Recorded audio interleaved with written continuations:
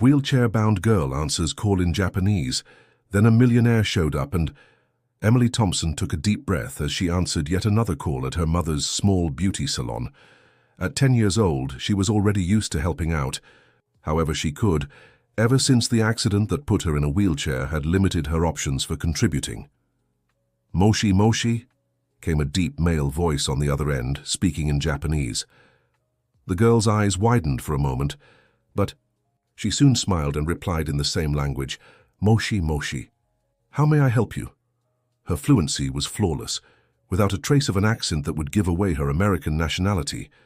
There was a brief silence on the other end, as if the man was processing what he'd just heard. My apologies, I believe I dialed the wrong number, he replied, still in Japanese. I was trying to reach my translator. You've called New Look Salon in Little Tokyo, New York City, Emily explained calmly. There's no translator here, an American child who speaks perfect Japanese. The man sounded genuinely impressed. How did you learn? I live in Little Tokyo. I taught myself by watching anime and then with books from the community. Library. During my hospital stays, I studied to pass the time. Hospital stays? The man's voice grew concerned. Yes, I have regular checkups because of my condition. I use a wheelchair, Emily replied matter-of-factly, as if discussing the weather. The man on the line seemed thoughtful for a few moments. My name is Takashi Yamamoto. I own the Yamamoto Hotels chain in the United States. May I speak with a responsible adult, please? Emily called her mother, Susan, who left a client with half-done hair to answer the phone. The woman's expression shifted gradually from worry to shock as the businessman spoke. Tomorrow at 10 a.m.? Yes, Mr. Yamamoto, we'll be here. Thank you. Susan hung up and stared at her daughter with wide eyes. Emily, what exactly did you say to that man? I just spoke Japanese with him, Mom, the girl replied with a shrug. He called the wrong number. The next day, promptly at 10 a.m., a black limousine parked in front of the modest beauty salon in the heart of Little Tokyo. New Look was a small establishment, wedged between a manga shop and a grocery store, its simple facade long overdue for a fresh coat of paint. The regular customers, mostly neighborhood women getting their nails done or hair touched up, fell silent when they saw the elegant man step out of the luxury car. He wore an impeccably tailored suit and carried himself with an air of authority. Takashi Yamamoto, at 58, was one of the most successful Japanese-American businessmen in the country. Born in Japan, he had moved to the United States at 20 and built a hotel empire with locations in every major city. What no one in the salon could figure out was why a man like him would be there. Susan, nervous, adjusted her hair dye-stained apron and went to greet him at the door. Emily watched from her wheelchair, strategically positioned near the phone where she usually took calls. Ohayo gozaimasu, Yamamoto-san, Emily greeted politely in Japanese, giving a slight bow. The businessman studied the girl with curiosity. Her delicate tan face and deep brown eyes shone with an intelligence far beyond her 10 years. Her wavy black hair was tied in a simple ponytail, and she wore a light blue blouse over jeans. Ohayo, Emily-chan, he replied with a faint smile, impressed not just by her fluency, but by the proper formality she displayed. Your pronunciation is perfect. Takashi approached and crouched down to meet the child at eye level. For nearly an hour they spoke in Japanese. He asked questions about how she had learned the language, and Emily answered in detail about the anime she watched, the books she read, and how she practiced alone during the long period she spent. Hospitalized for treatments. Susan watched the scene with a mix of pride and apprehension. Though she had always known her daughter had a knack for languages, she never imagined it could catch the attention of someone like Takashi Yamamoto. She tried to catch fragments of the conversation, but her knowledge of Japanese was limited to a few basic words she had picked up from living in Little Tokyo. When they finally switched back to English, Takashi turned to Susan.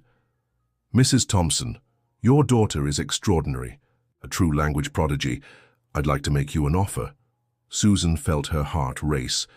The overdue rent for the salon, Emily's medical bills, and the payments for the motorized wheelchair she had recently bought weighed on her shoulders like lead. What kind of offer, Mr. Yamamoto? I need someone to manage the household affairs of my residence in Beverly Hills. The person who worked for me retired last month. The salary is 3 times what you likely earn here, with Sundays and Mondays off. Besides, he glanced at Emily with a gentle smile, I'm willing to fund an advanced rehabilitation treatment for your daughter at the recovery clinic, one of the best in the country. Susan's knees nearly gave way, and she had to steady herself against the nearby counter. It was an offer that would solve all her most urgent financial problems at once. But why? She asked, suspicious. In the tough life she had led since her husband abandoned them, she had learned that miracle offers usually came with strings attached. Takashi Yamamoto kept his formal posture, but his gaze softened. I have a daughter Emily's age in Japan. She's at a boarding school in Tokyo and, he paused, as if choosing his words. Let's just say I admire your determination, Mrs. Susan. Raising a special needs child alone, running your own business. And Emily-chan reminds me so much of my own daughter at her age. The talent for languages, the bright intelligence. The businessman handed Susan a business card. Think about the offer. Call me by tomorrow with your answer. When he left, the entire salon erupted in excited chatter. The clients, who had pretended not to pay attention to the conversation, now bombarded Susan with questions. Mrs. Eleanor, a 78-year-old woman who came religiously every Friday to get her hair done, was the most direct. Susan, dear, you're not going to think twice about this, are you? It's the opportunity of a lifetime, for you and that girl. Susan looked at Emily, who wore a thoughtful expression. What do you think, sweetheart? The girl adjusted her glasses, which kept slipping down her nose, and answered with surprising maturity. I think we should visit the house first, Mom, see what it's like. But the treatment at the recovery clinic, her eyes shone with hope. Dr. Michael always said if I could get physical therapy there, my chances of walking again someday would be much higher. That night, after closing the salon, Susan stayed awake reviewing the bills spread across the small kitchen table of their 2-bedroom apartment on the 5th floor of a walk-up building. Every time she had to go out with Emily, she relied on neighbors to help carry the wheelchair up and down the stairs. Life hadn't been easy since the accident 3 years ago. Her ex-husband, Richard, couldn't handle the pressure of having a special needs daughter and had simply left one day to buy cigarettes, never to return. The alimony he was supposed to pay arrived late when it did, and the salon, opened with the money from the accident settlement, barely covered basic expenses. The treatment at recovery clinic was a distant dream she cherished for her daughter. The clinic had the best physical therapists in the country, state-of-the-art equipment, and an innovative approach that had helped many children with injuries similar to Emily's regain partial or full movement in their legs. In the next room, Emily slept peacefully, perhaps dreaming of the anime she loved so much or the possibility of one day walking again. Susan ran a tired hand through her hair. She didn't really have a choice. She needed to accept Takashi Yamamoto's offer. Dear listener, if you're enjoying the story, don't forget to like and especially subscribe to the channel. It helps us a lot as we're just starting out. Now, continuing. The next morning, Susan called the number on the card and accepted the offer. Takashi informed her he would send his driver to pick them up on Sunday so they could see the house, and if everything went well, they could move in the following week. What will we do with the salon, Mom? Emily asked as they had breakfast on Saturday. I'll leave it with Denise for now. She's been needing work since her daughter was born and can manage the business while we're away, Susan replied, referring to her only employee, a talented part-time hairstylist. On Sunday, promptly at 9 a.m., the same limousine driver arrived to pick them up. The man, who introduced himself as Paul, was extremely kind and helped load Emily's wheelchair into the spacious trunk. During the drive to Beverly Hills, an upscale gated community in the New York City metropolitan area, Emily watched fascinated as the scenery gradually changed. The cramped buildings and bustling city center gave way to wider avenues, then tree-lined streets, until they reached the high walls surrounding the exclusive neighborhood. At the gate, uniformed guards greeted Paul familiarly and opened it for the limousine to enter. Inside the community, imposing mansions lined the streets, each more luxurious than the last, with perfectly manicured gardens and imported cars in the driveways. Finally, Paul parked in front of a majestic contemporary-style home with clean lines and large glass windows. Takashi Yamamoto's house was a masterpiece of modern architecture, blending subtle Japanese influences with Western minimalism. "Wow," Susan murmured, suddenly feeling out of place in her simple floral dress. "It's like something out of anime, Mum," Emily said, her eyes shining as Paul retrieved her wheelchair from the trunk and helped her settle in. The front door opened before they even reached the entrance, and Takashi Yamamoto appeared. Dressed in casual yet elegant attire, dark dress pants and a navy blue button-up shirt. "Welcome to my home," he said with a warm smile, giving a slight Japanese-style bow. Beside him, however, stood a woman who wasn't smiling. Tall, slender, with impeccably styled blonde hair, she observed the newcomers with an expression hovering between suspicion and disdain. She wore a grey silk ensemble that likely cost more than Susan and Emily's entire wardrobe combined. "This is my wife, Catherine," Takashi introduced, seemingly oblivious to her coldness. "Pleasure to meet you," Catherine said in a tone that completely contradicted her words. Her blue eyes swept over Susan from head to toe before settling on Emily with something close to pity. "Takashi told me about your situation." The way she emphasized the last word made Emily shrink slightly in her chair. Susan instinctively placed a hand on her daughter's shoulder, a protective gesture that didn't escape Takashi's notice. "Shall we go inside?" he invited, trying to ease the tension. "I'd like to show you the house and explain how everything works." The interior of the mansion was even more impressive than the exterior. Marble floors, original artwork on the walls, designer furniture, and a panoramic view of the gardens through the enormous windows. Everything exuded luxury and good taste, with decor that blended contemporary Western pieces and Japanese antiques. To Emily's relief, the house was fully wheelchair accessible, with discreet ramps, wide doorways, and no steps between rooms. Takashi explained they had made these adjustments years ago, when his elderly mother had come from Japan to stay with them for a while. "This will be your suite," he said, showing them a spacious room on the ground floor with a king-size bed, a walk-in closet, and a private bathroom. "And this room next to it is for Emily. I thought it would be nice for you to stay close." The room meant for the girl drew gasps of surprise from both her and Susan. It was large, bright, and decorated in soft shades of blue and white. There was a bookshelf filled with books in English, Spanish, and Japanese, a state-of-the-art smart TV, a desk with a brand-new laptop, and, what delighted Emily the most, a complete collection of manga from her favorite anime. "How did you know?"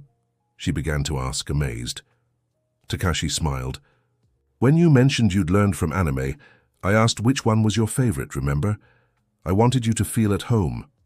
Catherine, who had been following them silently, cleared her throat audibly.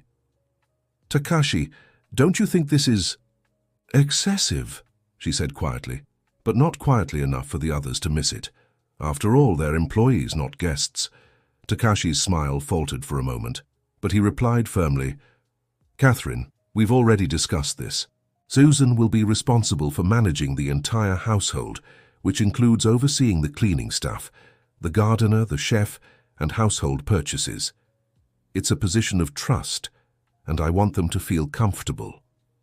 Turning to Susan, he continued, "Besides, as I mentioned, I'm willing to cover Emily's treatment at the recovery clinic. I've already contacted them, and she has an evaluation scheduled for Tuesday." Susan felt her eyes welling with tears. It was hard to believe that after struggling alone for so long, someone was finally reaching out to help them. "Thank you, Mr. Yamamoto. I don't know how to thank you." "You can thank me by doing your job well," Catherine cut in coldly. "My husband may be very generous, but he also expects professionalism and dedication. I hope you're up to the task." With that, she turned and left the room, the sound of her high heels echoing down the marble hallway. Takashi sighed quietly. "I apologize for my wife. Catherine can sometimes be too blunt. I assure you she'll get used to the idea in time." But the look Emily and Susan exchanged said it all. The millionaire's wife would be a far greater obstacle than either of them could have predicted. The following week, Susan and Emily moved into the mansion. The first few days were a whirlwind of activity, with Susan meeting the staff she would oversee, learning the routines of the house, and getting familiar with her new responsibilities. Emily, meanwhile, began treatment at the recovery clinic and was delighted by the modern equipment and the therapist's personalized approach. Takashi was often away due to business commitments, but when he was home, he always made time to chat with Emily in Japanese. These conversations became the highlight of the girl's day. She had never had the chance to practice the language with a native speaker before. Catherine, however, watched this growing closeness with increasing suspicion. One afternoon, when she found Takashi and Emily chatting animatedly in his office, a room usually off-limits to anyone outside the family, she didn't hide her irritation.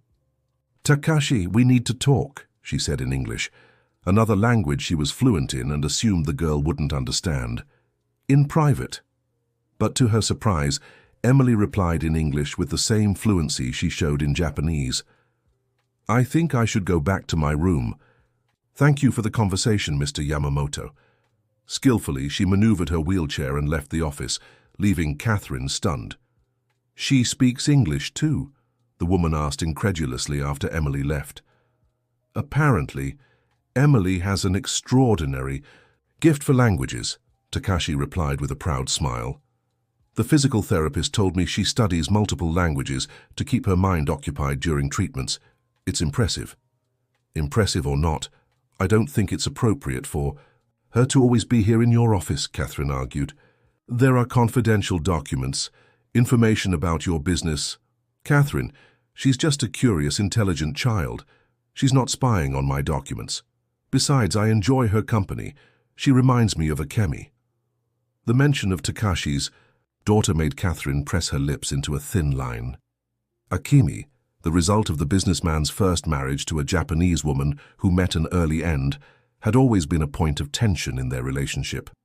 Catherine had never hidden her lack of interest in being a stepmother and had enthusiastically supported the decision to send the girl to a boarding school in Japan when she was just 7. "I don't understand this sudden fixation you have with children, Takashi. We decided years ago that our life would be just the two of us, remember? That's why Akemi went to boarding school." "Akemi went to boarding school because I thought it would be better for her to study in Japan, to know her roots," Takashi corrected, a slight defensive tone in his voice. "And I don't have a fixation with children. I just admire Emily's determination and want to help her." Catherine shook her head, frustrated. "First, you hire that woman and her daughter when we have a perfectly competent staff. Then, you schedule all these expensive treatments for the girl. Now you bring her into your office and talk to her as if she were your own. Daughter, what's happening to you?"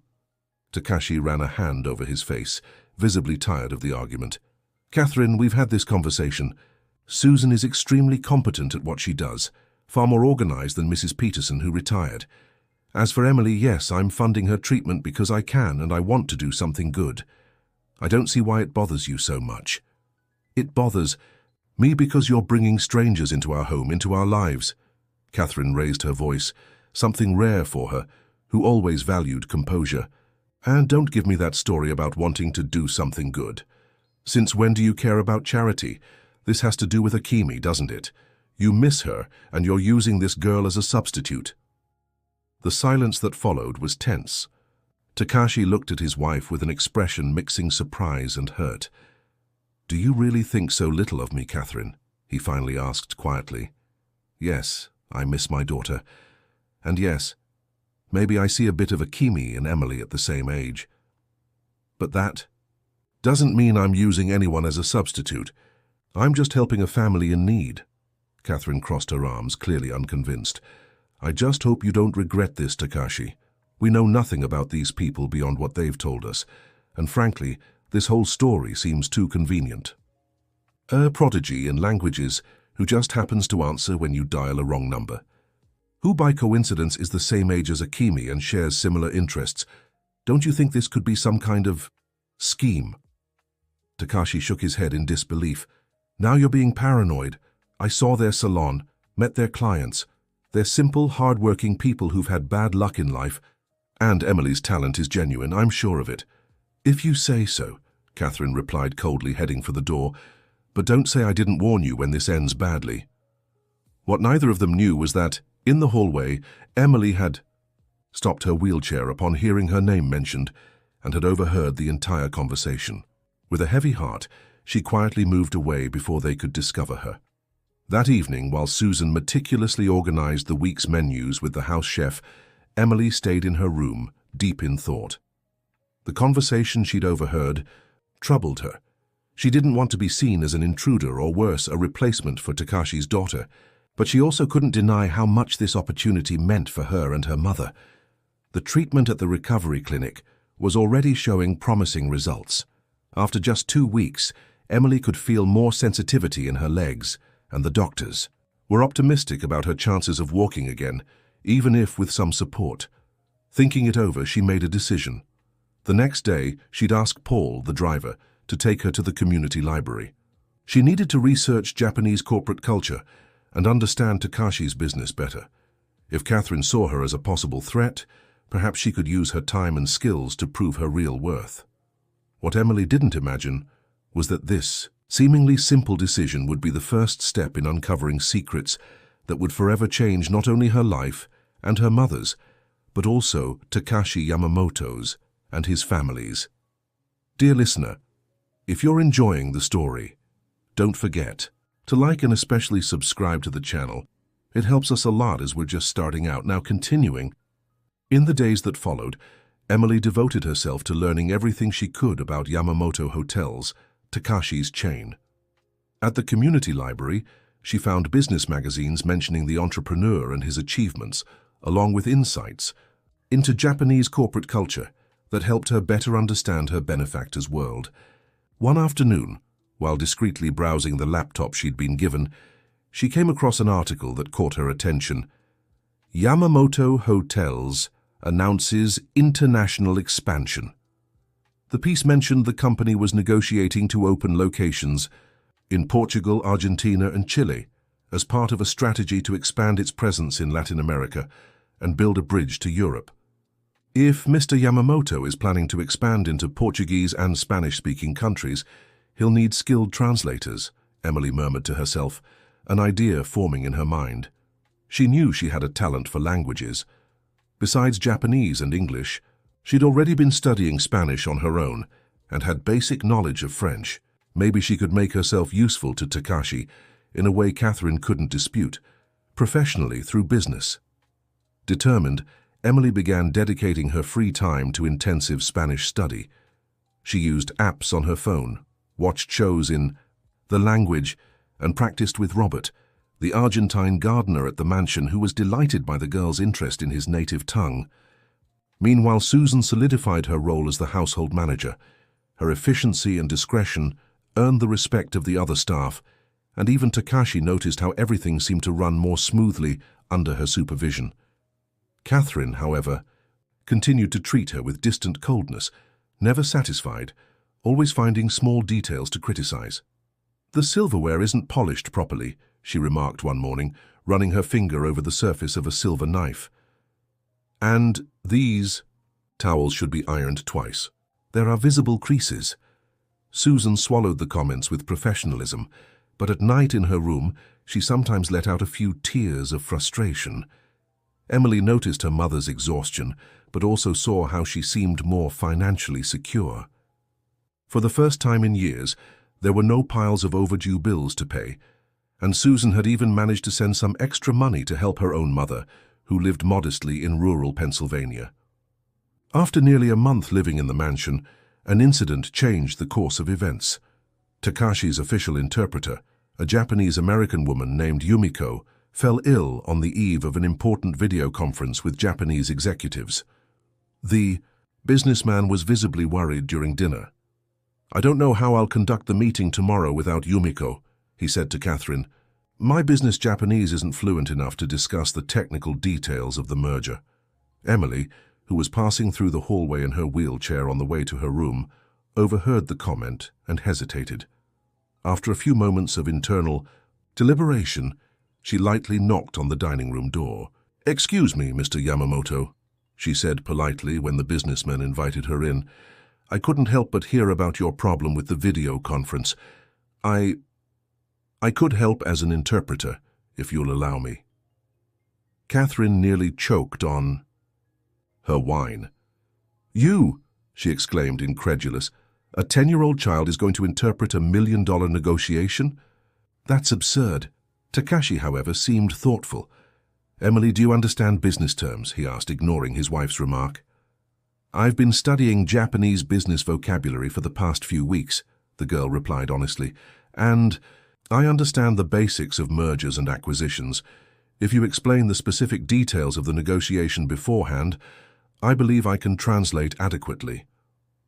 Catherine shook her head in disapproval, but Takashi smiled. "Well, we don't have many options right now. The meeting is at 9 a.m., and it would be impossible to find another qualified interpreter by then." He looked at Emily seriously. "Are you sure you can do this?" "Hi, Yamamoto-san," she replied with determination, giving a small bow of her head.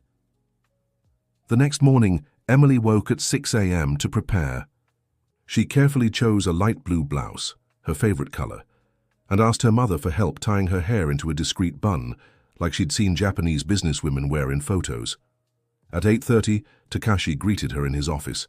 For half an hour, he explained the key points of the negotiation, the technical terms likely to come up, and what he hoped to achieve in the meeting. "This merger with the Matsumoto Group is crucial for our expansion in Asia," he explained. "If we can close the deal, we'll gain access to 10 new markets where we don't yet operate." Emily absorbed every word attentively, jotting notes in a small notebook she always carried. When the clock struck exactly 9 a.m., the computer screen lit up, revealing 5 middle-aged Japanese executives, all dressed in dark suits with serious expressions. The surprise was evident on their faces when they saw a child beside Takashi, but the businessman explained the situation with ease and confidence. The eldest of the executives, Takeshi Matsumoto, seemed especially skeptical, but agreed to proceed. To everyone's astonishment, including Catherine, who watched discreetly from the slightly open door, Emily handled the translation with impressive professionalism. Her childish voice contrasted with the sophistication and precision of her translations, and soon the Japanese executives were so absorbed in the negotiation that they seemed to have forgotten they were being translated by a 10-year-old girl. When the meeting ended 2 hours later, Takashi was beaming. The deal had been agreed upon in principle, with the Japanese showing more flexibility than he had initially expected. "Arigatou gozaimasu, Emily-chan," he thanked her with a formal bow. "You were exceptional." "Domo arigatou, Yamamoto-san," she replied, returning the gesture with a bow of her own, adjusted for her seated position. When Takashi stepped out to take a call, Catherine entered the office, her high heels echoing on the hardwood floor. Her face was tense, and there was something in her eyes that Emily couldn't decipher, a mix of anger and something that almost seemed like fear. "Impressive performance, little one," she said, her voice dripping with false sweetness. "It seems you really are as talented as my husband believes." "Thank you, Mrs. Yamamoto," Emily replied cautiously. Catherine leaned in, coming face to face with the girl. "I just want you to understand one thing. What happened today was an exception. It is not your place to interfere in my husband's business. Your role, and your mother's, is to tend to the house, not meddle in corporate affairs. Am I clear?" Before Emily could respond, Takashi's voice came from the doorway. "Catherine, what are you doing?" The woman straightened quickly, plastering on a plastic smile. "Just congratulating Emily on her excellent work," she said lightly. "She truly has an extraordinary talent." Takashi looked between them, clearly unconvinced, but chose not to prolong the awkward moment. "Emily, I'd like to invite you to lunch with us today. It's the least I can do to thank you for your help." "Thank you, Mr. Yamamoto, but I promised my mother I'd have lunch with her," the girl replied politely. "It's her day off too, and we plan to watch a movie together." "I understand," Takashi said with a gentle smile. "We'll do it another time then." As Emily left the office, she heard Catherine whispering sharply to her husband, though she couldn't make out the words. She sighed, knowing she had gained a powerful ally in Takashi, but also a relentless enemy in Catherine. At lunch with Iggy, Her mother, Emily, recounted the video conference and Catherine's reaction. "I'm scared, Mom," she confessed. "Mrs. Yamamoto really doesn't like us." Susan stroked her daughter's hair tenderly. "Sweetheart, we have to understand her position. She probably feels threatened in some way. Rich, powerful people like her are often insecure, no matter how contradictory that seems." "But we're not threatening anything," Emily protested. "We're just trying to do our best." "I know, dear, but let's give it time. What matters is that Mr. Yamamoto recognizes your worth and your treatment is progressing well." Susan smiled, trying to shift the conversation to something brighter. "Speaking of which, Dr. Marcus said you can start weight-bearing exercises next week." "That's a big step forward." Emily smiled, but her expression soon turned thoughtful again. "Mom, have you ever heard about Mr. Yamamoto's daughter, Akemi?" Susan seemed surprised by the question. "Just what the other staff mention. It seems she's been studying at a boarding school in Japan for years. Why?" "I overheard Mr. Yamamoto and his wife arguing about her. Catherine thinks he's using me as a replacement for their daughter." Emily bit her lip, worried. "Is it true? Is he only helping us because he misses her?" Susan held her daughter's hands firmly. "Emily, people's reasons for doing good don't always matter. What matters are their actions. Mr. Yamamoto is helping us when no one else would. If part of that is because he sees a bit of his daughter in you, what's the harm in that? It doesn't mean your talent isn't real, or that our gratitude should be any less." The girl nodded, though she didn't seem entirely convinced. "But what if Mrs. Yamamoto manages to send us away? Then we go back to our old life, but you'll continue your treatment, even if I have to work 3 jobs to pay for it," Susan replied firmly. "Never forget, Emily, we've survived worse. Your father abandoning us, the accident, the financial struggles. We're strong, you and me. No matter what happens at the Yamamoto mansion, we'll keep moving forward." Emily hugged her mother, feeling a little safer. Still, a sense of unease lingered. There was something about the dynamics of the Yamamoto family she couldn't quite grasp, some underlying secret or tension that went beyond Catherine's simple dislike of them. What she didn't know was that later that same afternoon, upon returning to the mansion, she would find a clue that would begin to unravel this mystery, a clue that would change everything. After lunch with her mother, Emily decided to stop by the mansion's library to pick up a new study book. The library was a majestic room with floor-to-ceiling shelves of dark carved wood, leather armchairs, and a fireplace that, though rarely lit in New York City's climate, added an aristocratic charm to the space. As she wheeled her chair through the aisles formed by the shelves, Emily heard voices from one of the far corners. She immediately recognized Catherine's irritated tone. "I've said no, absolutely not. Akemi cannot come here for the holidays." "Catherine, she's my daughter," Takashi replied, his usually calm voice now laced with frustration. "It's been almost 2 years since I've seen her in person. Video calls aren't enough." "You agreed to the arrangement when we married," Catherine shot back. "Akemi would stay at the boarding school in Tokyo, with her mother visiting during breaks. Our life here was supposed to be just ours." Emily knew she should leave, that she was eavesdropping on a private conversation, but something kept her frozen, her heart pounding. "Circumstances have changed, Catherine," Takashi said with a weary sigh. "My ex-mother-in-law is too elderly now. She can't travel to pick up Akemi anymore. And my daughter has been complaining of loneliness. The latest school report mentioned she's withdrawn, not participating in social activities. And you think bringing her here will help?" Catherine let out a short, humorless laugh. "She barely speaks English, Takashi. She has no friends here. And frankly, I'm not stepmother material. I never intended to be a mother, you know that." There was a tense silence before Takashi responded, "Maybe Emily could help. They're the same age, and Emily speaks Japanese fluently. She could be company for Akemi, help her adjust." "Oh, of course," Catherine exclaimed, her voice dripping with sarcasm. "Let's bring your daughter here to be friends with the little prodigy interpreter. Why don't we just adopt Emily while we're at it? Then you can have 2 daughters the same age. Maybe we can hire her mother permanently as a live-in nanny." "Catherine, you're being absurd." "No, Takashi, you're being absurd. First you bring these strangers into our home. Then you put a child in charge of interpreting $1 million negotiation. and now you want to bring Akemi here to complete your little blended family project. What happened to the focused, pragmatic man I married? Emily heard furious footsteps approaching and quickly maneuvered her chair behind a distant shelf. Catherine passed just a few feet away, her face red with anger without noticing her. A few seconds later, Takashi also left, looking weary and thoughtful. Once she was sure they were gone, Emily returned to where the argument had taken place. In his hurry to leave, Takashi had left behind a folder on one of the tables. Curiosity got the better of her judgment, and Emily approached to see what it contained. Inside the folder were some documents in Japanese and a photo that immediately caught her attention. It was a Japanese girl about her age, wearing a traditional school uniform in front of an old Western-style building. The girl wasn't smiling. Her dark eyes held a deep sadness that contrasted with her formal posture and impeccable appearance. "Akemi," Emily murmured, feeling an instant connection with the girl in the photo. On the back of the photograph was a handwritten letter in Japanese. Emily knew she shouldn't read it, but once again, curiosity won out. The letter was from Akemi to her father, dated 2 weeks earlier. "Dear Otu-san, I hope this letter finds you well.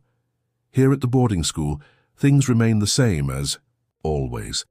The classes are challenging, but I've kept my grades up just as you asked. Yesterday I turned 11. The teachers made a small cake and sang for me. It was kind of them. Thank you for the gift you sent. The book is very interesting. Otu-san, I know you're very busy, but could you consider letting me spend summer vacation in the United States this year? Oba-san is getting too old to accompany me in Tokyo, and I must admit I miss you terribly. It's been so long since we last saw each other in person. I understand if it's not possible. Catherine-san probably wouldn't be happy with my presence. And I don't want to cause trouble in your marriage. I just thought I'd ask with love, your daughter Akemi." Emily felt a lump in her throat as she finished reading. The letter's formality, the careful way Akemi expressed her wish to see her father without sounding demanding, the mention of a lonely birthday, it all struck a deep chord in the American girl. Carefully, she placed the letter and photo back, in the folder exactly as she had found them.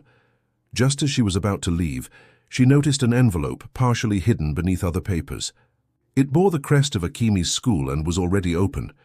Inside was a report in English about the girl's academic and social development. The report praised Akemi's exceptional academic performance, but expressed concern about her social isolation. Akemi continues to avoid interactions with peers, preferring to spend free time in the library or her room. Recently, she declined to participate in the annual cultural festival, citing illness. We strongly recommend that her parents consider psychological counseling, as there are troubling signs of depression. Emily's heart ached. She knew the feeling of isolation, of being different from others. After the accident that left her in a wheelchair, she too had gone through periods of deep sadness and withdrawal. The difference was she had always had her mother by her side, offering unconditional love and support. Akemi, on the other hand, seemed to be facing everything alone. At that moment, something shifted inside Emily. What had started as mere curiosity about Takashi's daughter turned into a determination to help Akemi in some way, not just out of gratitude to the man helping her and her mother, but out of solidarity with a girl who, despite such different circumstances, was fighting her own battles. Returning to her room, Emily began sketching out a plan. She knew she had to proceed carefully to avoid further upsetting Catherine, but she also felt she couldn't stand by while Akemi suffered alone on the other side of the world. The first step would be to learn more about the Japanese girl. Perhaps she could discreetly ask Takashi about his daughter, using her interest in Japanese culture as a pretext. Then, who knows, she might suggest they write to each other like pen pals. What Emily didn't know was that her actions, driven by pure empathy, would set off a chain of events that would forever change the fate of everyone in the Yamamoto mansion. Dear listener, if you're enjoying the story, don't forget to like and especially subscribe to the channel. It helps us a lot as we're just starting out. Now continuing, in the days that followed, Emily discreetly observed Takashi waiting for the right moment to bring up Akemi. The opportunity came naturally one Saturday afternoon when she found him on the porch admiring the garden, an open book in Japanese on the table beside him. "Mr. Yamamoto," she called politely, approaching in her wheelchair. "Are you busy? May I talk for a bit?" Takashi smiled when he saw her, closing the book. "I'm never too busy for you, Emily-chan." "What's on your mind?" The girl took a deep breath, choosing her words carefully. "I was thinking about Japan. You told me about the gardens in Kyoto, the ancient temples, but you never said much about your family there." Takashi's smile faltered for a moment, but he quickly composed himself. "My family in Japan? Well, my parents have passed, and I only have a few distant cousins in Osaka. The only close relative I have there is—" He paused almost imperceptibly. "My daughter Akemi. You have a daughter?" Emily asked, feigning surprise. "Around my age. A little older. She just turned 11, Takashi replied, a glimmer of pride in his eyes. "She attends a traditional boarding school in Tokyo. Very bright, like you. Top of her class in math and science." "She must be amazing," Emily said sincerely. "Do you see each other often?" Takashi's expression darkened. "Not as much as I'd like. Business keeps me busy and the trip is long. We video call every week, but—" He sighed. "It's not the same as being there, is it?" Emily nodded in understanding. "My dad is far away too," she said, surprising herself with her own honesty. She rarely spoke about the father who had left them. "But he chose to go. You seem to really miss your daughter." Takashi looked at her with an expression mixing surprise and something close to gratitude, as if he appreciated the direct honesty of a child. "Yes, I miss her very much. When Akemi was little, before she went to boarding school, we used to spend hours together. I'd take her to the park, teach her to recognize constellations, read bedtime stories." His gaze drifted to the horizon. "Time passes so quickly, Emily. One moment you have a little girl holding your hand to cross the street. The next, she's on the other side of the world, growing up without you." "Why doesn't Akemi live here with you?" Emily asked, seizing the opening. Takashi hesitated before answering. "It's complicated. When I married Catherine, we thought it would be better for Akemi to study in Japan. She'd stay connected to her roots, receive an excellent education. It seemed like the right decision at the time." "And now?" The simple question caught Takashi off guard. "Now?" he repeated thoughtfully. "Now I'm not so sure. Akemi seems so lonely in our video calls. Always polite, always respectful, but there's something in her eyes." He stopped himself, as if realizing he was sharing too much with a child. Emily decided to take a chance. "Mr. Yamamoto, if I may suggest, maybe Akemi could come visit for the holidays?" Seeing the man's surprised expression, she quickly added, "We could be friends. I could help her get to know New York City, practice English with her."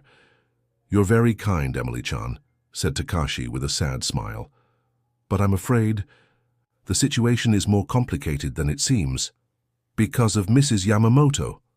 The words slipped out before Emily could stop them, and she immediately regretted it. Takashi stared at her, one eyebrow raised.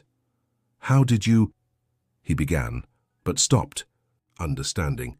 "Ah, you overheard some of our conversations." Emily lowered her gaze, embarrassed. "I'm sorry, Mr. Yamamoto. It wasn't intentional. I was in the library the other day and—" "It's all right," he reassured her. "I'm not angry. In fact, it's almost a relief to be able to speak openly about this with someone." Takashi leaned slightly forward, lowering his voice. "Catherine and Akemi never developed a close relationship. When we married, Catherine made it clear she wasn't comfortable in the role of stepmother. It was one of the reasons we decided on boarding school." "But you're her father," Emily argued. "Shouldn't you be able to see your daughter whenever you want?" A melancholic smile crossed Takashi's face. "Adult life is full of compromises, Emily-chan. Sometimes to keep peace in one area, we sacrifice another." He sighed. "But you're right, I've been thinking a lot about it lately. Maybe it's time to reevaluate some decisions." The sound of heels on the marble floor interrupted the conversation. Catherine appeared at the balcony entrance, looking between them with a suspicious expression. "Am I interrupting something?" she asked, her tone falsely sweet. Just a conversation about Japan, Takashi replied, standing. Emily is curious about the culture. Catherine narrowed her eyes slightly but kept her artificial smile. How lovely. Unfortunately, I need to steal my husband for a moment. We have that engagement with the Harrisons in an hour, darling, remember? Of course. Takashi turned to Emily. We'll continue our conversation another time, Emily-chan. Hi, Yamamoto-san, she replied with a small bow. As the couple walked away, Emily heard Catherine whisper, You and that girl are getting too close, Takashi. People will start talking. Emily remained on the balcony for a while, contemplating everything she'd learned. Her determination to help Akemi only grew. The Japanese girl deserved to know her father, to make memories with him, to have at least a chance at a normal family relationship. But how could she help without making the situation worse? Catherine already saw her as a threat, and any direct intervention could result in her mother's dismissal and the end of the treatment, giving her hope of walking again. As she returned to her room, an idea began forming in Emily's mind. If she could establish some kind of direct communication with Akemi, maybe they could find a solution together. The challenge would be doing it without Catherine finding out. The following week, during another physical therapy session at the recovery clinic, Emily had an encouraging conversation with Dr. Marcus. The results are impressive, Emily, the doctor said, reviewing the latest tests.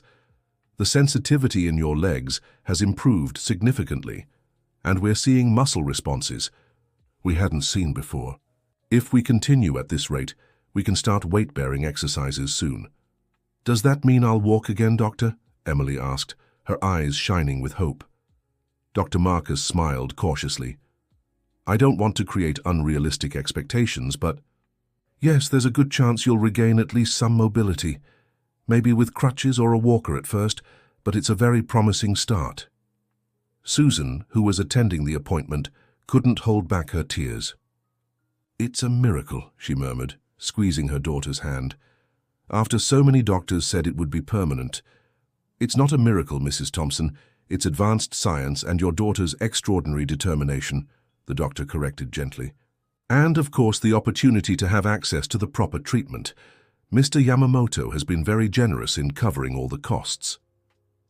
On the way back to the mansion, Emily was unusually quiet. Is something wrong, sweetheart? Asked Susan, noticing the girl's focused expression. I thought you'd be overjoyed with the news. I am happy, Mom, very happy, Emily assured her. I'm just thinking about a few things. What things? Emily hesitated but decided she needed her mother's help.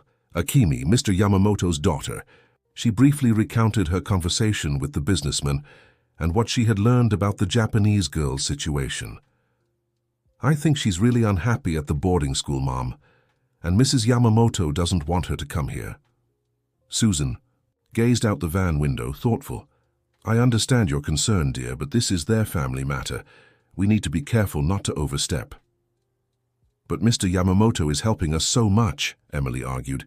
If we could do something for his daughter... Emily, Susan took her daughter's hands firmly. Your heart is in the right place, but we have to be realistic. We're in a delicate position. If Mrs. Yamamoto thinks we're interfering in family matters, we could lose everything. My job, your treatment... I know, Mom, Emily sighed. But maybe there's a way to help without seeming like we're meddling. Susan studied her daughter's determined face, recognizing the stubborn expression that reminded her so much of her father. What's your idea? What if I wrote to Akemi, a friendly letter from an American girl to a Japanese girl? We could ask Mr. Yamamoto to give it to her when he video calls her. It would just be an attempt at friendship, nothing more. Susan considered for a moment. That seems harmless enough, but you must show the letter to Mr. Yamamoto first, so he approves. And no mentioning their disagreements or suggesting Akemi come to the United States, understood?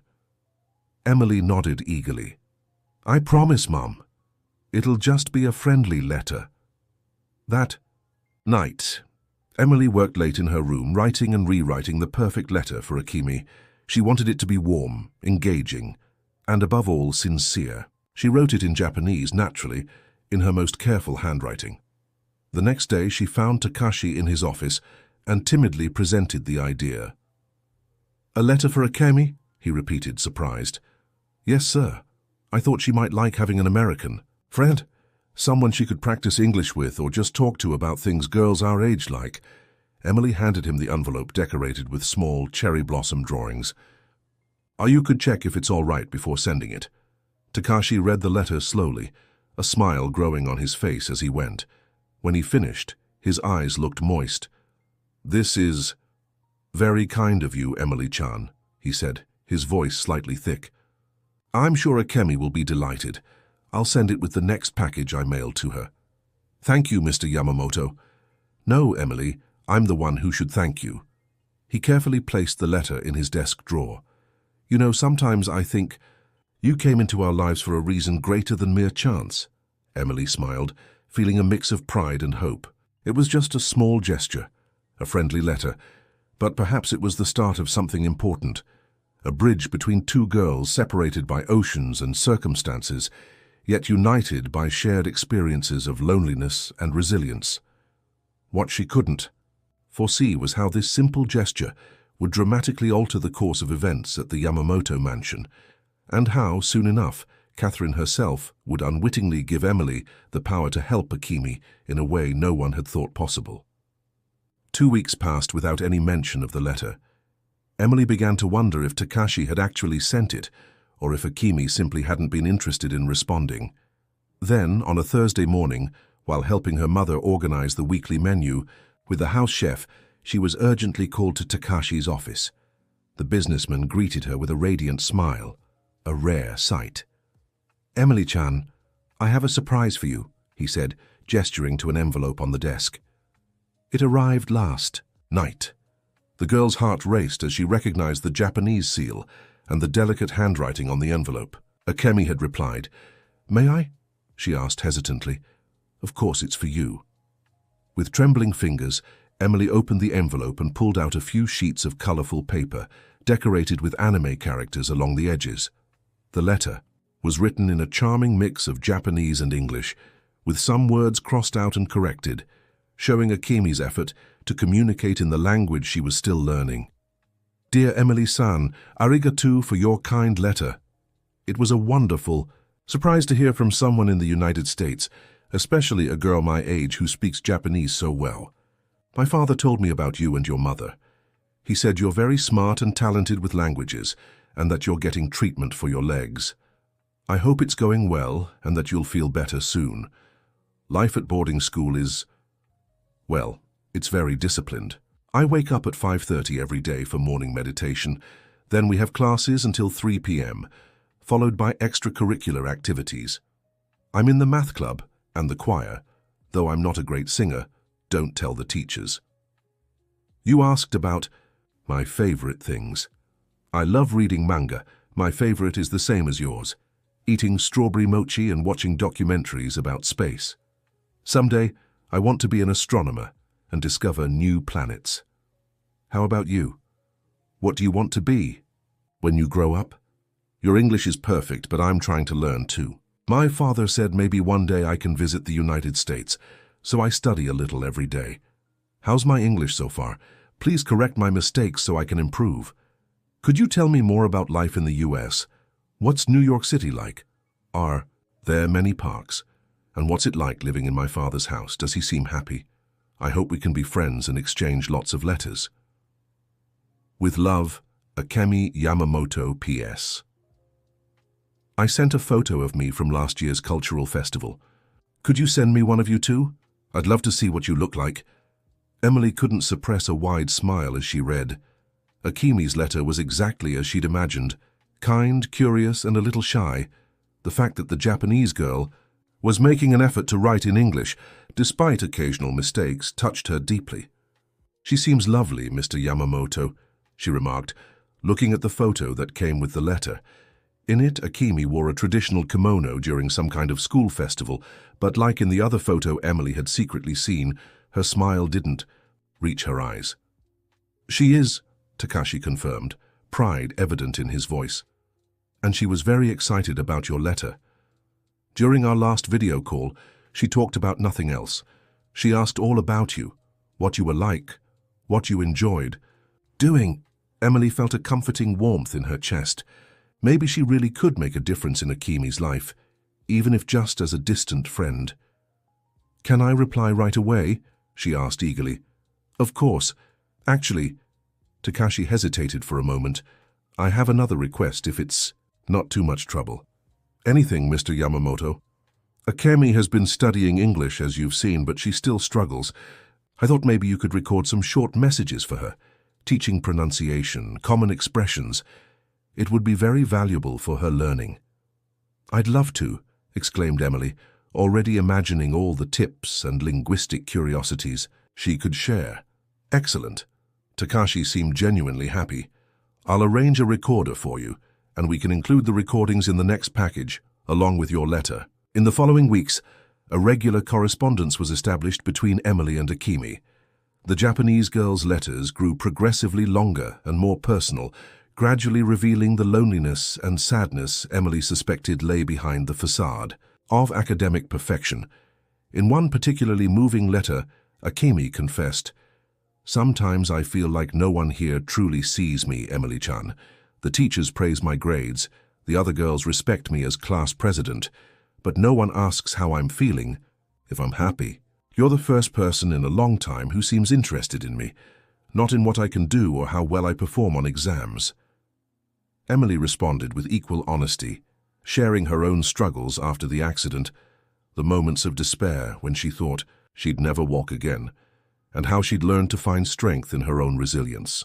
The audio recordings also became an important part of this long-distance friendship. Emily sent short English lessons, but also included stories about the United States, descriptions of places in New York City that Akemi should visit one day, and even recorded the sounds of the city through her bedroom window. In return, Akemi began sending small gifts, delicate origami, anime stickers, Japanese sweets, and, most precious of all, a small notebook with a traditional fabric cover for Emily to jot down her treatment progress. It was this notebook that inadvertently became the center of a crisis in the Yamamoto mansion. One afternoon while Emily was at physical therapy, Catherine entered her room without knocking, something she'd never done before. The official excuse was to look for a brooch that the cleaning staff had supposedly misplaced, but in truth, Catherine was growing increasingly disturbed by her husband's close relationship with the American girl, as well as the constant correspondence with Akemi from which she felt excluded. Rummaging through Emily's neatly kept room, Catherine found a box under the bed containing all of Akemi's letters, carefully organized by date. Beside it was the Japanese notebook, where Emily recorded not only her medical progress, but also reflections on life in the mansion and her hopes for Akemi. What infuriated Catherine the most, however, was a recent entry where Emily had written, "Yamamoto-san mentioned today that he's considering bringing Akemi to the United States for the next summer vacation. He said our friendship made him realize how much his daughter needs real connections, not just academic excellence. I can't wait to meet her in person. I imagine us exploring New York City together, her teaching me Japanese words, and me teaching her American slang. Maybe we can even convince Catherine-san that having Akemi around wouldn't be as terrible as she thinks." Catherine slammed the notebook shut, her face red with anger. So this was it. The wheelchair-bound girl wasn't just an intruder in her home. She was actively trying to influence Takashi to bring Akemi against her will. And worst of all, it was working. When Emily returned from physical therapy that day, she was met by a furious Catherine in the living room, the Japanese notebook open in her hands. "What is the meaning of this?" the woman demanded, brandishing the notebook like criminal evidence. "Are you conspiring behind my back? Using my husband for your little schemes?" Emily paled, immediately recognizing her personal diary. "Mrs. Yamamoto, this is private." "Private? In my house, using my husband's money, manipulating him emotionally, and you think you have a right to privacy?" Catherine let out a bitter laugh. "You're cleverer than I thought, girl, a real strategist." "It's nothing like that," protested Emily, her voice trembling. "Akemi and I are just pen pals. Mr. Yamamoto was the one who suggested—" "Of course he suggested it," Catherine interrupted. "After you planted the idea in his head, didn't you? First, you play the talented interpreter, then you become his confidant, and now you're trying to reunite him with the daughter I kept away for a reason." Susan entered the room just then, alarmed by the shouting. "What's going on here?" she asked, rushing to her daughter's side. Catherine turned, to her eyes flashing with anger. "What's happening, Mrs. Thompson, is that your daughter is meddling in affairs that don't concern her, reading private correspondence in Japanese, snooping through my husband's office documents." "That's not true!" Emily exclaimed, tears welling in her eyes. "I've never read anything not meant for me." "Then how do you explain this?" Catherine flipped through the diary until she found another entry and read aloud. "Today, while helping organize some documents in Takashi-san's office, I saw a report about the possible expansion of the network to Portugal. If that happens, maybe my fluency in English will be even more useful to him." She snapped the diary shut. "Clearly, you've been snooping on confidential business information." Susan placed protective hands on her daughter's shoulders. "Mrs. Yamamoto, I'm sure there's been a misunderstanding. Emily would never—" "There's no misunderstanding," Catherine cut in. "Your daughter is banned from my husband's office effective immediately, and these letters to Akemi stop at once. As for the treatment at the recovery clinic," she smiled coldly, "consider it on indefinite hold." "You can't do that," Emily protested, panic evident in her voice. "Mr. Yamamoto promised—" "My husband does as I say when it comes to this house and who enters it," Catherine declared arrogantly. "And when he finds out you've been spying on his business documents, well, I doubt he'll remain so generous." Just then the front door opened, and Takashi walked in, looking exhausted after a long day at work. He stopped abruptly, sensing the tension in the room. "What's going on?" he asked, glancing from Catherine to Susan and Emily. "Darling," Catherine quickly softened her tone, "we were just discussing a delicate matter. It seems Emily has been taking advantage of your generosity to spy on confidential business documents." Takashi frowned, confused. "What are you talking about, Catherine?" "This," she held out the diary open to the passage she had read. "Your little protégée has been snooping through your papers and writing about private business matters in her diary. Who knows who else she's shared this information with?" Takashi took the diary and read the indicated passage, his expression growing increasingly grave. When he finished, he looked at Emily with an unreadable expression. "Emily, is this true? Did you read confidential documents in my office?" "Not exactly, Mr. Yamamoto," she replied softly. "The report about Portugal was open on your desk when I was helping you translate that email from the Japanese supplier, remember? I only saw the title while waiting for you to finish a phone call." Takashi seemed to consider this for a moment.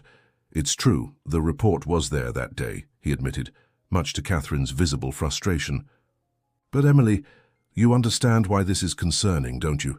Business expansion details are extremely sensitive." "Yes, sir. I'm sorry.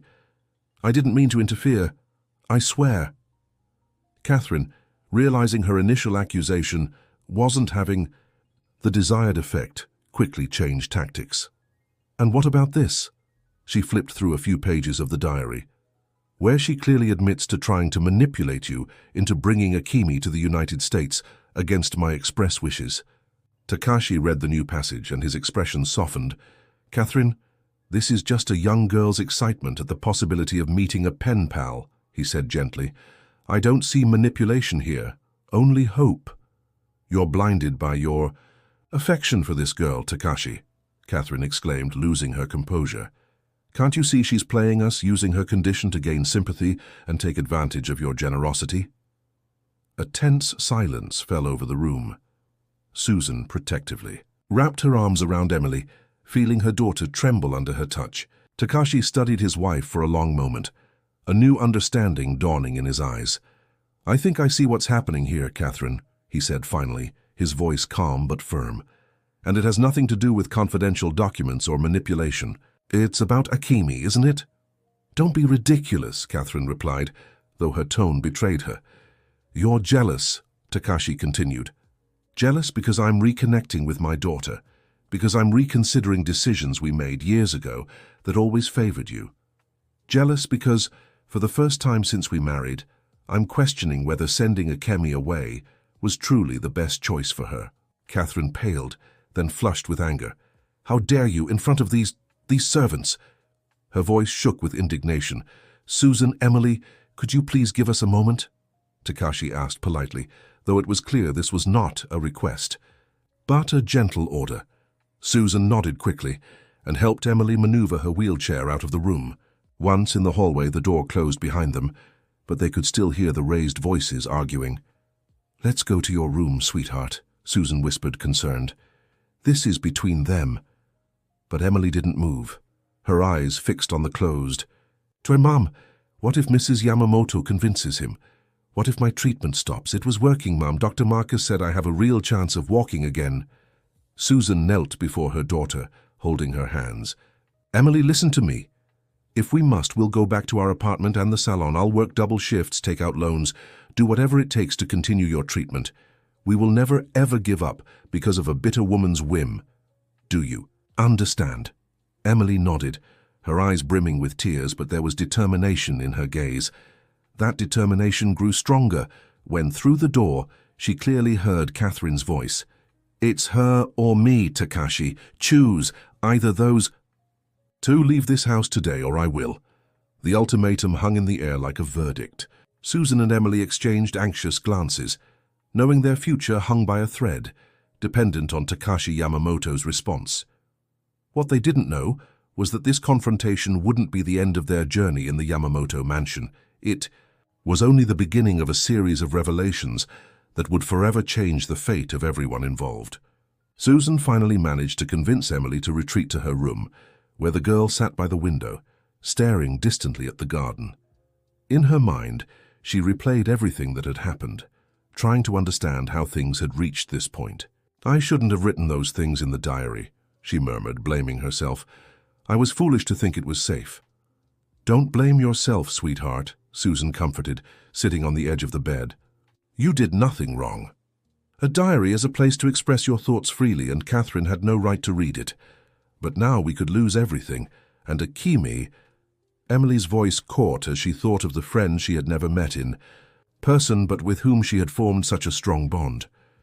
She'll be devastated when the letters stop coming. Before Susan could respond, they heard a soft knock at the door.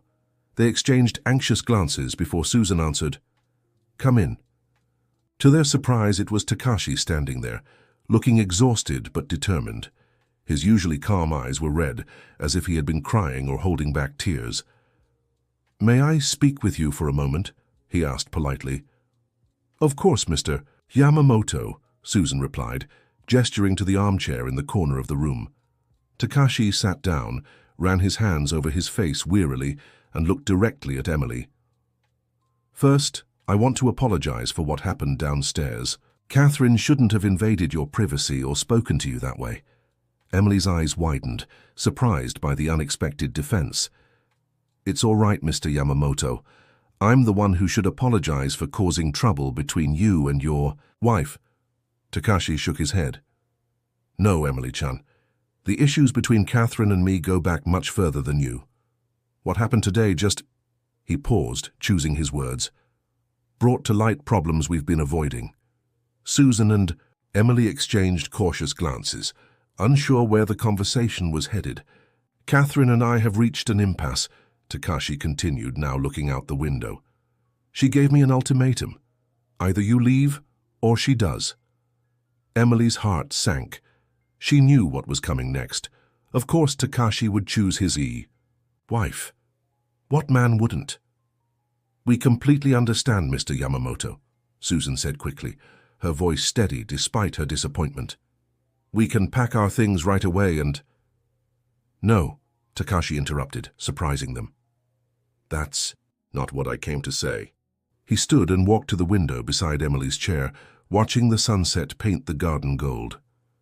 You know, Emily, when my first wife, Akemi's mother, passed away, I was lost. A part of me died with her that day. The only thing keeping me going was Akemi, so little, needing me so much. He sighed deeply. Then I met Catherine. She was strong, independent, knew exactly what she wanted. It was Comforting in a way, to have someone so decisive by my side when I felt so uncertain. Emily listened intently, sensing Takashi was sharing something deeply personal he had likely never told anyone. When Catherine made it clear she didn't want to be a stepmother, that she had no room in her life for a small child, I gave in. I convinced myself Akemi would be better off in Japan, receiving a traditional education, staying connected to her roots. His voice wavered slightly. But the truth, which I've avoided admitting all these years, is that I was a coward. I chose the easiest solution for myself, not the best for my daughter. He turned to face Susan and Emily, a new resolve in his eyes. Today, when Catherine forced me to choose, I finally realized I couldn't keep running from this decision.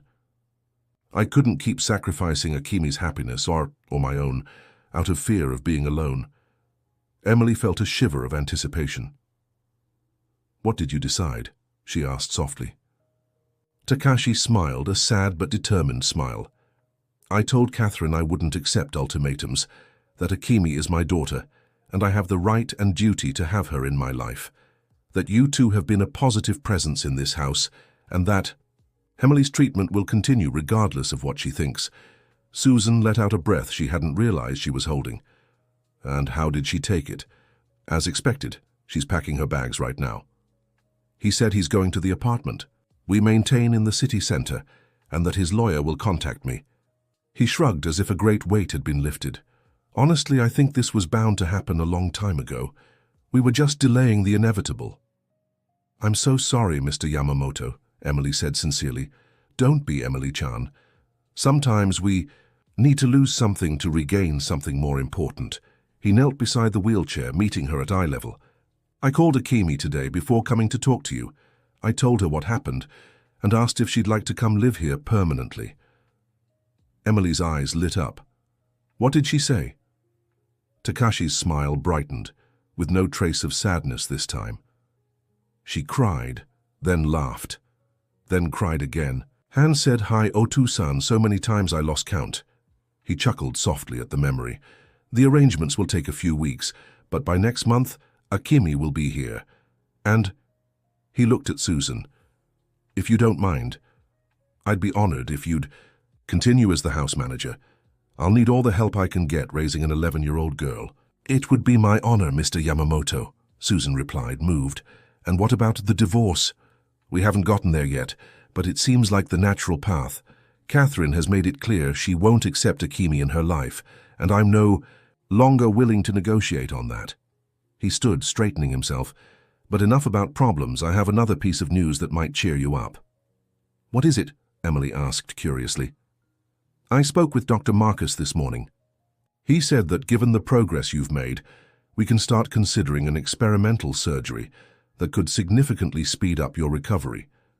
It's a new procedure developed by specialists in Switzerland, but the hospital here in New York City recently received approval to perform it." Susan brought her hands to her mouth in surprise. "Surgery? But is it safe?" "The risks are minimal, according to Dr. Marcus, and the potential results are promising. Of course, the decision is entirely yours." He scheduled a consultation for Monday to explain all the details. Emily could barely contain her excitement. First the news that Akemi would come live in the United States. Now the possibility of surgery that might help her walk again. It all seemed too good to be true. "Mr. Yamamoto, I don't know how to thank you for everything." "No need to. Thank me, Emily-chan." He smiled gently. "Your friendship with Akemi, your determination, your spirit, you helped me find the courage I'd lost long ago. I'm the one who should be grateful." That night, as Susan and Emily talked about the extraordinary events of the day, the Yamamoto mansion somehow felt lighter, as if years of pent-up tension had finally been released. Catherine had left quietly, taking only her clothes and jewelry, a testament to the coldness that had always marked her presence in the house. Takashi, on the other hand, seemed renewed. He dined with Susan and Emily in the kitchen, something he'd never done before, and together they planned for Akemi's arrival, discussing everything from room decorations to potential schools for the girl. "Akemi is going to love having you as a friend, Emily," Takashi remarked as he savored a milk pudding dessert the chef had prepared. "You two have so much in common. even though you grew up in such different cultures. Emily smiled, feeling a mix of excitement and nervousness at the thought of the long-awaited reunion. "Mr. Yamamoto, what does Akemi like most? I want to prepare a surprise for when she arrives," Takashi thought for a moment. "Besides astronomy and manga, well, she's always loved traditional Japanese music. She's played the shamisen since she was 6. "What's a shamisen?" Emily asked curiously. "It's a traditional string instrument similar to a banjo," Takashi gestured as if playing. "It has a very unique, somewhat melancholic sound." "Maybe I can learn a few words of a Japanese song to sing when she arrives," suggested Emily, excited by the idea. "That would be a very special gesture," agreed Takashi, visibly moved. The following days were a whirlwind of activity. While Takashi handled the legal aspects of Akemi's arrival and Helena's impending separation, Susan oversaw preparing a special room for the Japanese girl, blending traditional elements from her homeland with American touches. Emily, meanwhile, split her time between increasingly promising physical therapy sessions and preparations to welcome her pen pal. With the help of Paul, the driver who had become an ally, she found a traditional Japanese song online about friendship, and the moon, a nod to Akemi's passion for astronomy, and dedicated herself to memorizing it despite struggling with some pronunciations. The following Monday, as promised, Dr. Marcus met with Susan, Emily, and Takashi in his office to discuss the possibility of the experimental surgery. "The procedure is called regenerative neurostimulation," the doctor explained, showing images on his tablet. "Essentially, we implant small electrodes along the spinal cord that emit specific stimuli to promote regeneration of damaged nerve cells." "Has this been tested on other patients?" Susan asked, concerned. "Yes, in Switzerland, Germany, and recently in the USA. The results have been very promising, especially in young patients like Emily, whose injury isn't complete and who already show sensitivity in their extremities." Dr. Marcus looked directly at Emily. "I want to be very clear. We're not promising you'll walk exactly as before. The initial goal is to help you stand and take a few supported steps. With time and intensive therapy, we can hope for greater progress, but every case is unique." Emily nodded, her eyes shining with determination. "I'm willing to try, Doctor. Even if it's just a few steps, it would already be—" Her voice faltered with emotion. "It would already be more than many doctors thought possible." "What are the risks?" asked Takashi, who had been taking meticulous notes. "As with any surgery, there are risks of infection and reactions to anesthesia. Specifically for this procedure, there's a small risk of inflammation around the electrodes, which could cause temporary discomfort. However, in the 42 surgeries performed worldwide so far, there have been no serious complications." After another hour of detailed questions and explanations, Susan looked at her daughter. "It's your decision, Emily. It's your body, your future." The girl didn't hesitate. "I want the surgery, Mom." She turned to the doctor. "When can we schedule it?" "We need to run some preparatory tests first, but if all goes well, we could perform the procedure in 3 weeks." As they left the office, Takashi seemed thoughtful. "Is something wrong, Mr. Yamamoto?" Emily asked, noticing his expression. "Just an interesting coincidence. If the tests confirm the surgery date, it will be exactly 1 day before Akemi arrives." "Oh," Emily couldn't hide her disappointment. "Then I won't be able to go to the airport to welcome her." Takashi smiled gently. "Actually, I was thinking this could be perfect. Imagine Akemi's surprise when, after a long trip, she finds out her pen pal is undergoing surgery to walk again.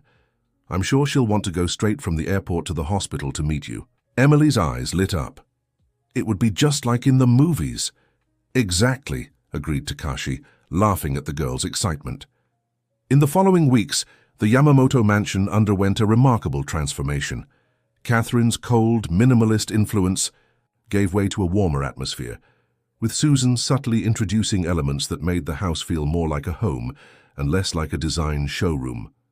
The household staff, who had always feared the former lady of the house, seemed more relaxed and happy. The chef began preparing more varied dishes, including American and Japanese specialties. The housekeeper frequently brought fresh flowers from the garden to decorate the rooms. And even the gardener, the Argentine Robert, felt comfortable suggesting changes to the garden layout, creating a small zen space he knew would please the boss's daughter. Meanwhile, the relationship between Takashi and Catherine deteriorated further.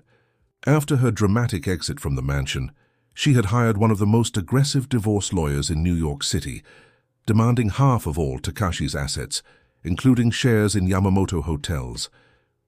In an especially cruel move, she also tried to claim rights to the house where Takashi's elderly mother lived in Japan, arguing it had been acquired during their marriage. Takashi handled it all with a serenity that impressed Susan. "How do you manage to stay so calm through all this?" she asked. One evening as they reviewed the week's menu together. "Years of meditation, Mrs. Thompson," he replied with a faint smile. "And the certainty that I'm finally doing the right thing. For Akemi, for myself, and even for Catherine, though she doesn't realize it yet." "How is it the right thing for Catherine, too?" Takashi sighed, setting his pen down on the table. "Catherine was never happy in this marriage, not truly. She liked the status, the financial security, the freedom I gave her. But love, a real connection, that never existed between us."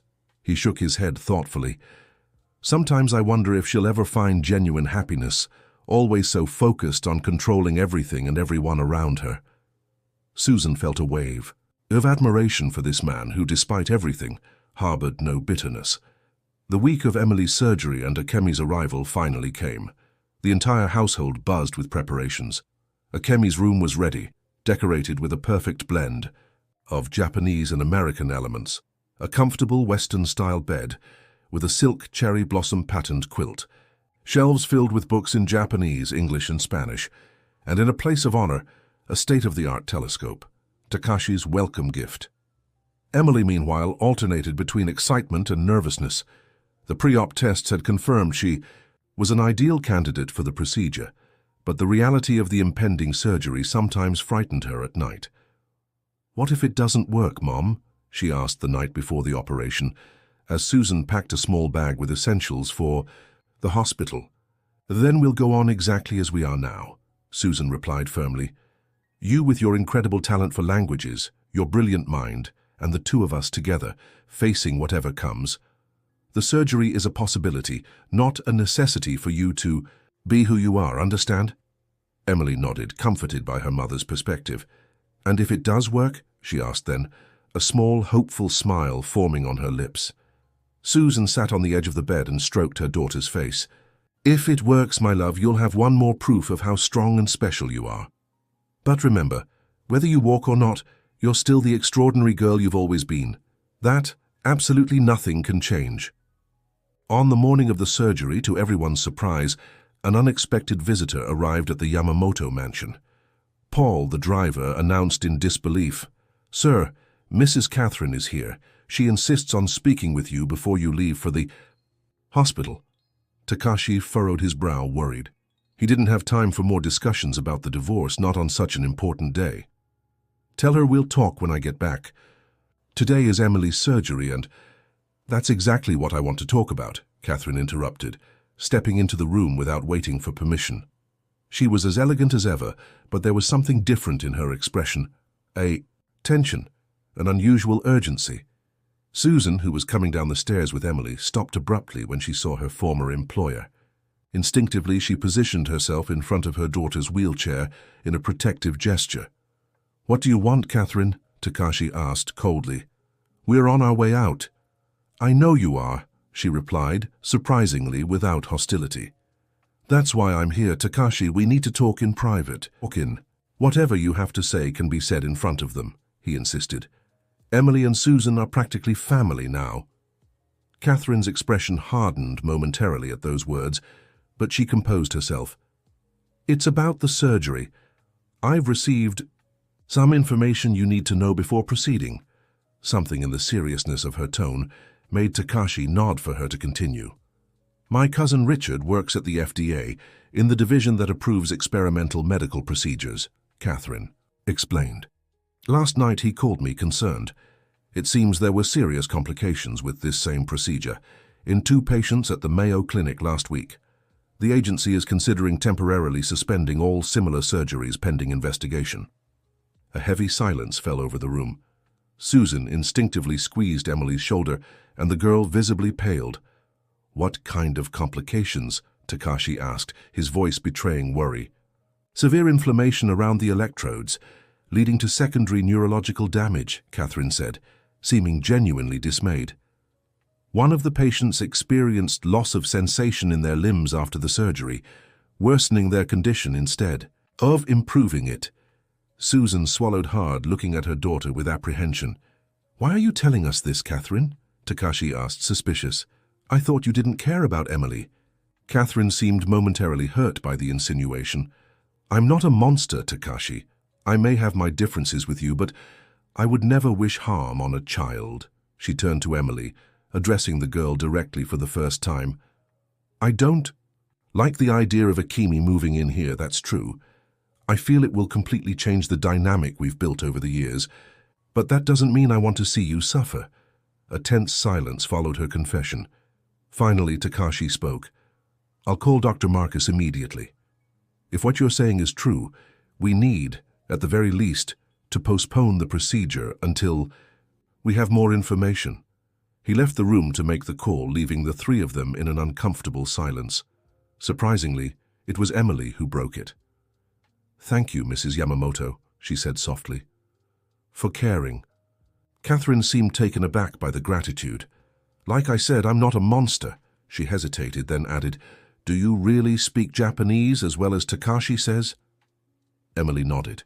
"Hi, Yamamoto-san," she replied in fluent Japanese. "I taught myself through anime and books." Something that might have been admiration flickered in Catherine's eyes. "Impressive," she murmured. For a moment, she seemed about to say more, but she held back when Takashi returned to the room. His expression, grave. Dr. Marcus confirmed it. 2 cases of serious complications at the Mayo Clinic. He hadn't been informed yet, but he's cancelling all similar procedures until further notice. Susan hugged Emily, who seemed stunned by the news. "See?" she whispered to her daughter. "It's good we didn't go through with the surgery today. Everything happens for a reason." Catherine stood adjusting her designer handbag. "Well, I've fulfilled my purpose here. I'll leave you all in peace now." "Catherine," Takashi called out as she was already at the door.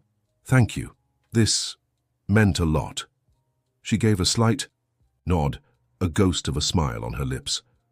"Tell Akemi I wish her a safe trip," she replied, surprising everyone before leaving.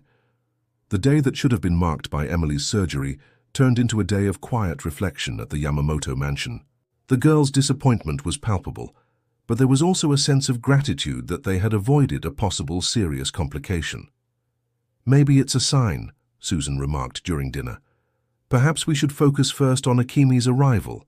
Let the 2 of you build your friendship in person, and then, when the procedure is safer, reconsider the surgery."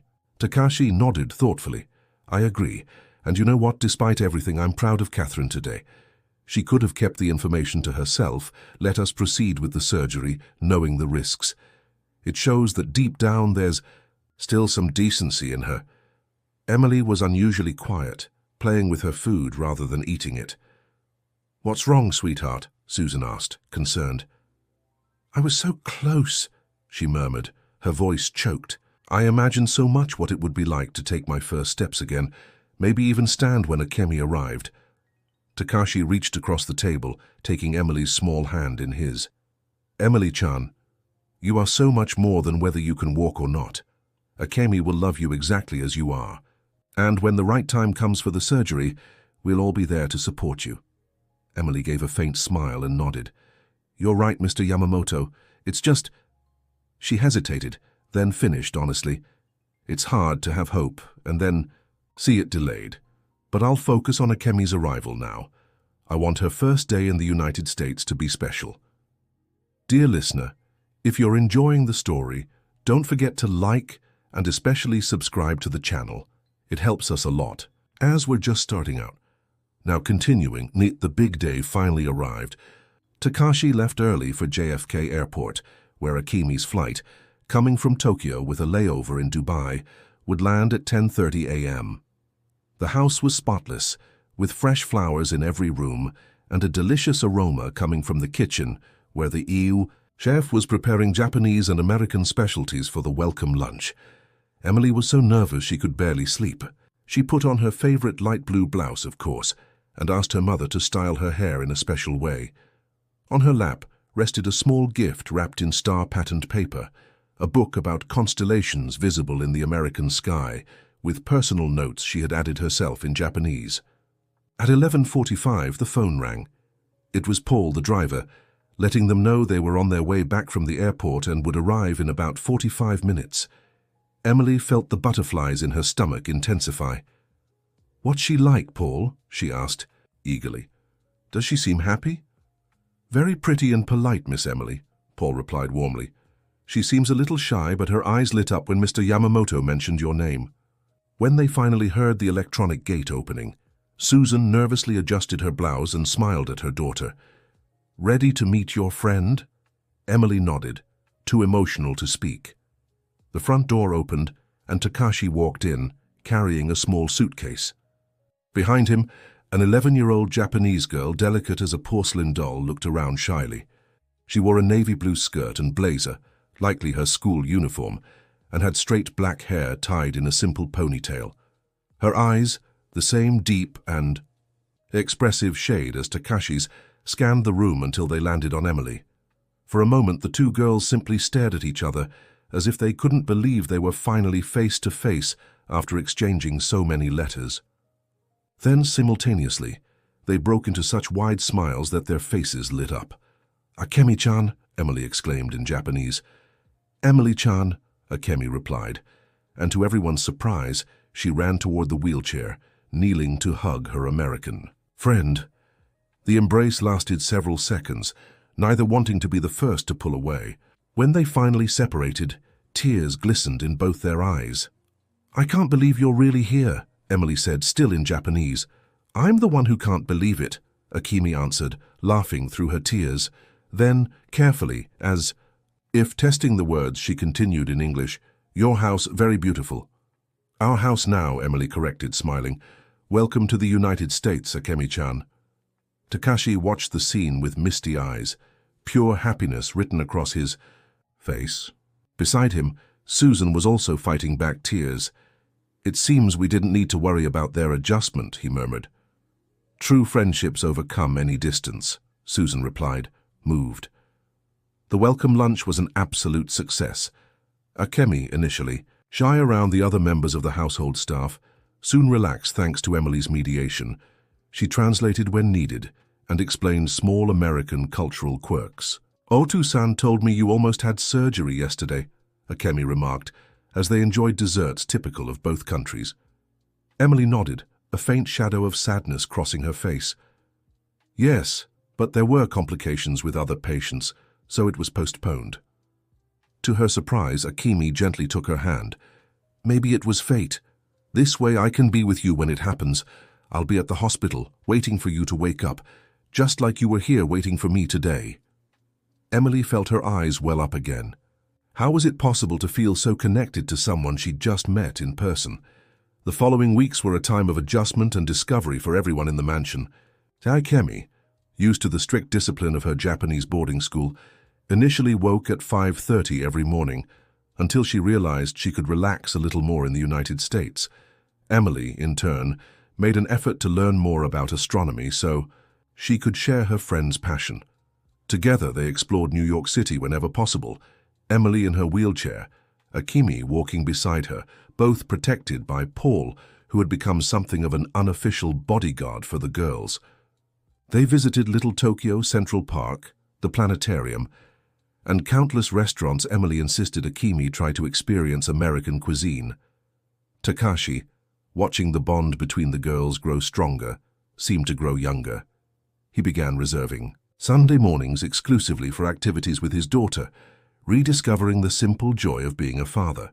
With Emily's help as a cultural interpreter, he started to better understand the interests of the preteen his daughter had become during their years apart. As for Catherine, to everyone's surprise, she didn't disappear completely. After the cancelled surgery episode, she adopted a less combative stance in the divorce negotiations. Occasionally, she called Takashi to ask about business, a transparent excuse to also inquire, almost casually, about how Akemi was adjusting. During one such call, Takashi shared that the girls had started a small language club, where Emily improved her Japanese, Akemi practiced English, and both studied Spanish together. "They're extraordinary together," he said. "They complement each other in a way I never imagined possible." There was a moment of silence on the line before Catherine responded, "I'm happy for you, Takashi, and for Akemi too. I think you were always right about her needing to be more present in your life." It was the closest to an apology Catherine could muster, and Takashi understood the magnitude of that admission. 3 months after Akemi's arrival, Dr. Marcus reached out with promising news. The investigation into the complications of the neurostimulator surgery had been completed, and it was discovered that the issue lay in a specific batch of electrodes, not the procedure itself. With new and improved materials, the technique had been approved to resume, and Emily could be one of the first patients. "The decision is still yours," the doctor explained during a consultation with Emily, Susan, Takashi, and now Akemi as well.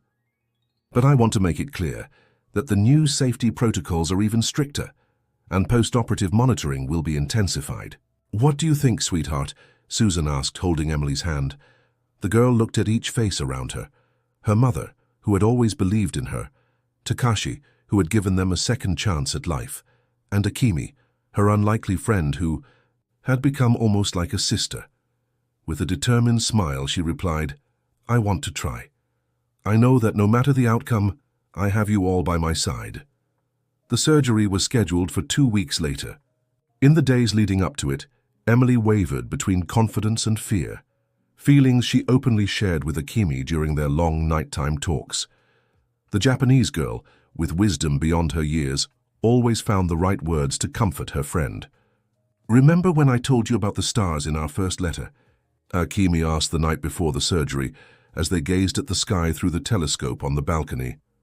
"How some seem to fade for a while, but they're really just changing, evolving, to shine even brighter later."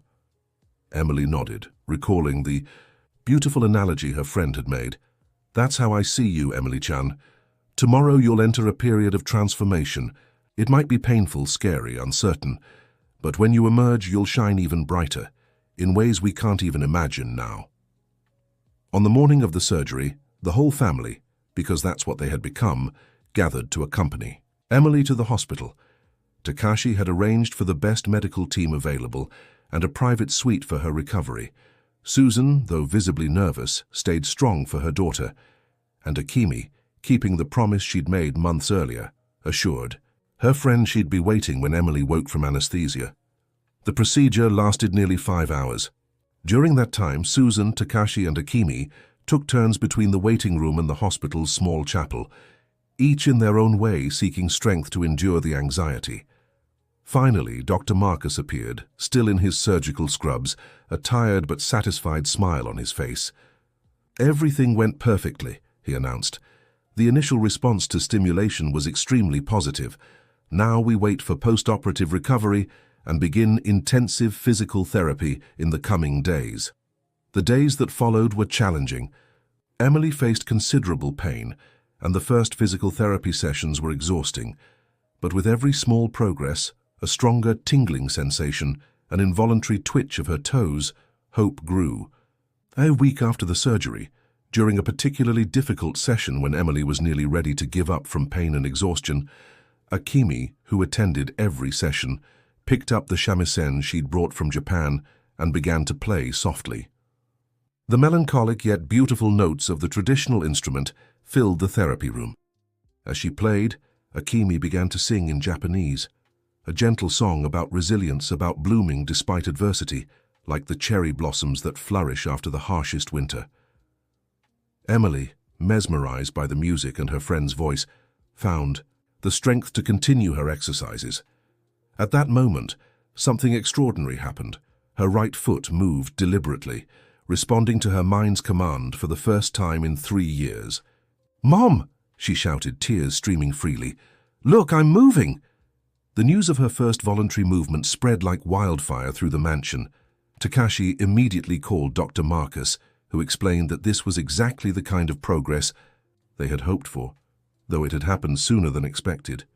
Weeks turned into months, and Emily's progress, though gradual, was steady.